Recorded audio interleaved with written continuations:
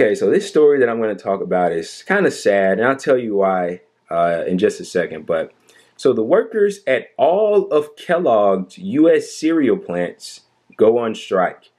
Now, this is an article from AP News that details the following. Work at all of the Kellogg Company's U.S. cereal plants come to a halt Tuesday as roughly 1,400 workers went on strike, but it wasn't immediately clear how much of the supply of Frosted Flakes or any of the company's other iconic brands would be disrupted. The strike includes plants in Omaha, Nebraska, Battle Creek, Michigan, Lancaster, Pennsylvania, and Memphis, Tennessee. The union and the Battle Creek Company have been at an impasse at the bargaining table for more than a year, said Daniel Osborne, president of the local union in Omaha.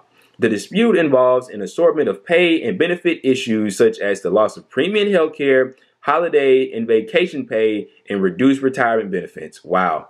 The company continues to threaten to send additional jobs to Mexico if workers do not accept outrageous proposals that take away protections that workers have had for decades, said Anthony Shelton, president of the bakery, confectionery, tobacco workers, and grain millers international union. The threat to move work to Mexico doesn't sit well with Osborne. A lot of Americans probably don't have too much issue with the Nike or Under Armour hats being made elsewhere, or even in our vehicles. But when they start manufacturing our own food down where they are out of the FDA control and OSHA control, I have a huge problem with that, said Osborne.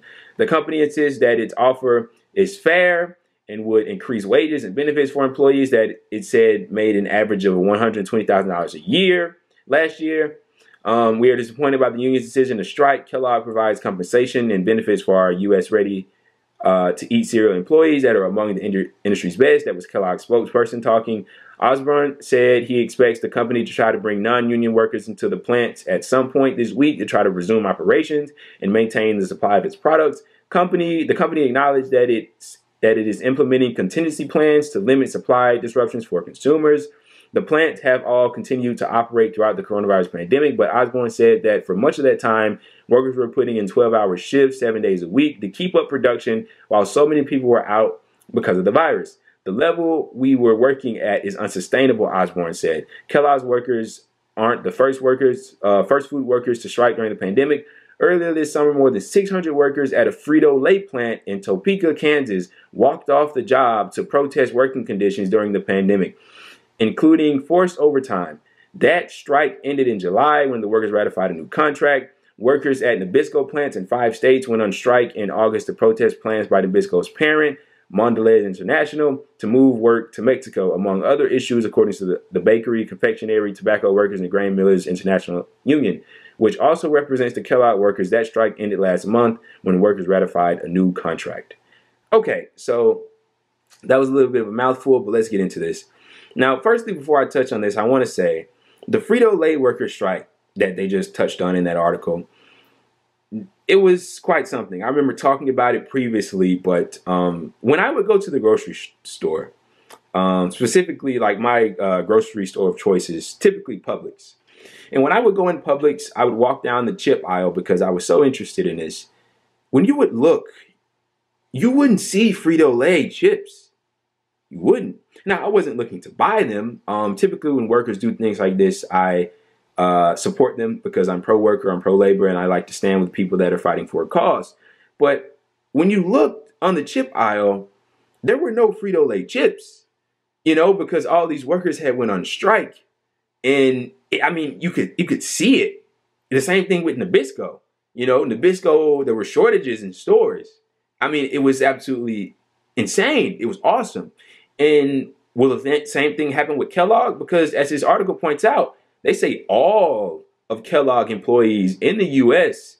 have went on strike at the plants, at the cereal plants. They went on strike. This is amazing, guys, and it's a reoccurring thing. Why are these people going on strike? Because the companies that they work for are choosing to cut their health care, their wages, their benefits. They're being overworked. They're taking away their pension funds, their retirement, contingency plans. It's the same thing with every company. This is what capitalism promotes. This is what it does. This is what these capitalists do.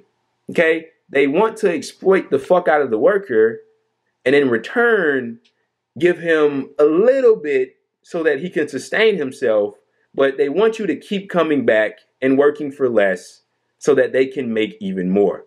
There's actually a quote. Let me see if I can find it really quickly.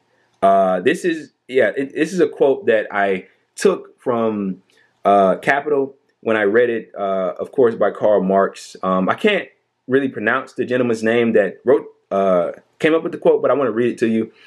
"I will allow you," says the capitalist, "to have the honor of serving me, in condition that in return for the pains I take in commanding you, you give me the little that remains to you." That's essentially the logic that these employers go by these days when it comes to their workforce. I mean, you're treated like shit. They take away benefits from you, and you're forced to go on strike and do things like this. And kudos to these workers. I hope that they receive the best. And I genuinely curious to see what's going to happen to the Kellogg's and Frosted Flakes, as a result of this happening. Are the shelves going to be empty like we saw with the Frito-Lay and the Bisco workers? Who knows? But in the beginning, I said this was kind of sad. It's sad because, and getting a bit personal here, so I really like cereal. I really enjoy it. And my favorite kind of cereal, ironically, is Frosted Flakes.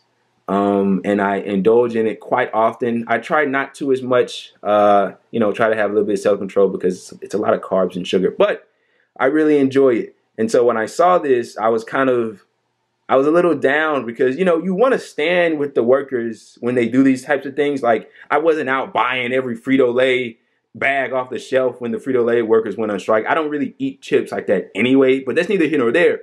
When workers do this, I feel like it's our duty as a population, as fellow workers ourselves, to stand with them, because I feel like if we need solidarity among each other, no matter where you are, what you do, whether you're a teacher, a doctor, whatever.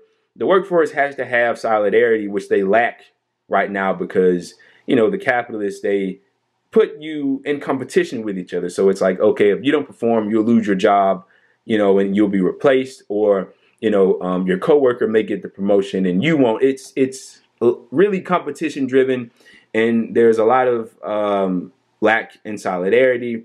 But I'm kind of rambling here, but that's why I said it's kind of somber, because I might have to stop, or I most likely will stop purchasing Kellogg's. But look, this is another stark example of there needing to be a vast rearranging of the way we do work in this country, with these employers just slashing benefits and screwing over the people that work for them.